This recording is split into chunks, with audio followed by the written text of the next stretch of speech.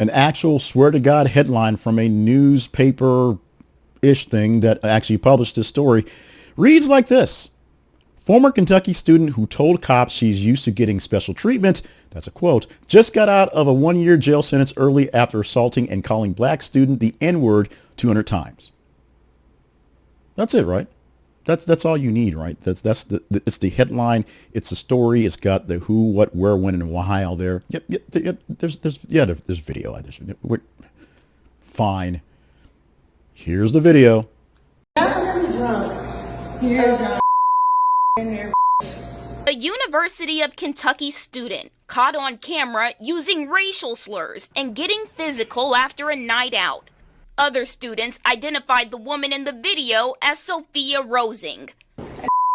Yes. The black student employee on the receiving end, freshman Kyla Spring, explained it all went down around 1 o'clock Sunday morning at Boyd Residence Hall, where she was working as a desk clerk. She says Rosing came into the building and appeared inebriated. When she and some other students tried to help, she says Rosing launched into an attack, calling her the N-word and trying to hit her several times, as Spring is seen holding her off and begging her to stop. Could you stop, please? No.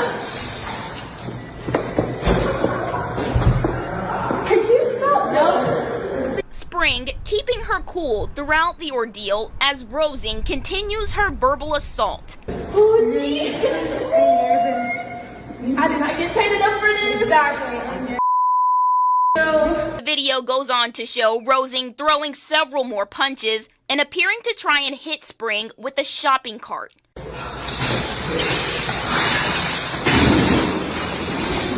The entire video is simply too explicit for us to show without censoring, but we counted Rosing using the N-word with Spring and other students at least 33 times before the police arrived.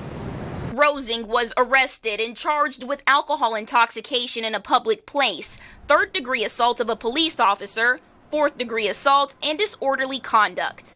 Meanwhile, the video posted on TikTok racked up millions of views before being removed. Students on campus disgusted by Rosing's behavior. I was gonna say that, oh my God, her parents are gonna kill her, but that behavior is taught.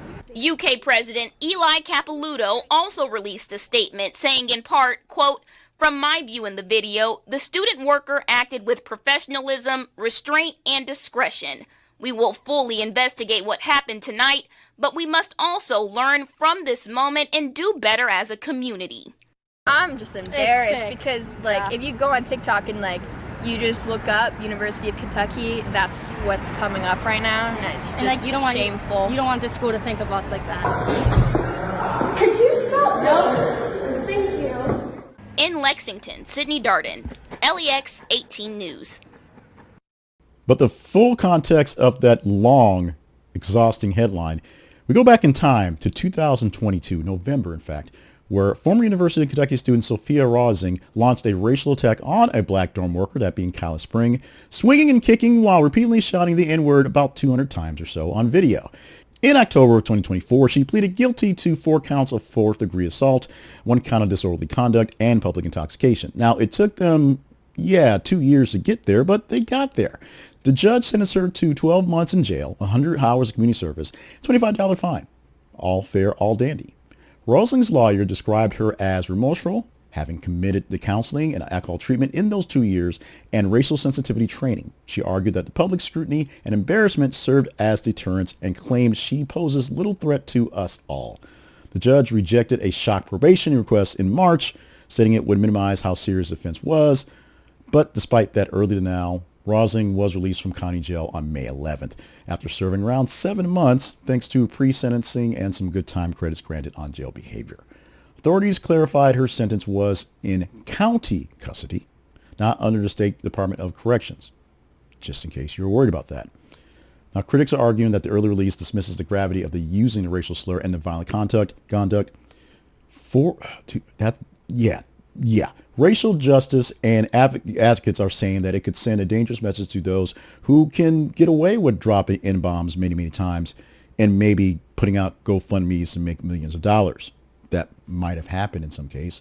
Serious racial hate can prompt leniency, and that's what they're really worried about right now. Meanwhile, Colorado Spring composed response under attack has earned broad praise. She later founded a support group called, or the group name's not here, but a support group for efforts for black women that are dealing with the issues of being at PWIs, or primarily white institutions. The case actually raises some tough questions. Are jail credits undermining accountability? Can early release adequately affect people for the punishment for hate-based crimes? Not just something that's a person that was actually physically harmed, but things that are really just metaphysical in your head, although they're not in your head, they're said out loud. How should the public safety and rehabilitation actually deal with things like this one? Many big questions. No answers here, unless you have some in the comments. Sophia's Rosling's early release after serving only 2/3 of her sentence has sparked debate over fairness and legal consistency in hate-motivated attacks.